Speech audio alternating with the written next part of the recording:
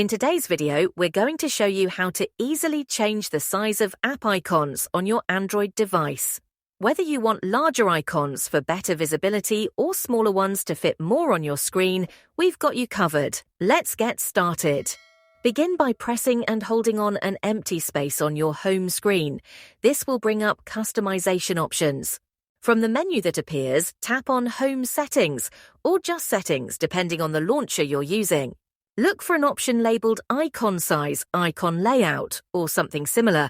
Tap on it to open the customization settings. Use the slider provided to adjust the size of your app icons. Once you're satisfied with the size, exit the settings. The changes will be applied immediately, and your icons will now reflect your preference. And that's it! Adjusting the size of app icons on your Android device is quick and easy. If you found this tutorial helpful, don't forget to hit the like button, subscribe for more tech tips, and click the notification bell to stay updated.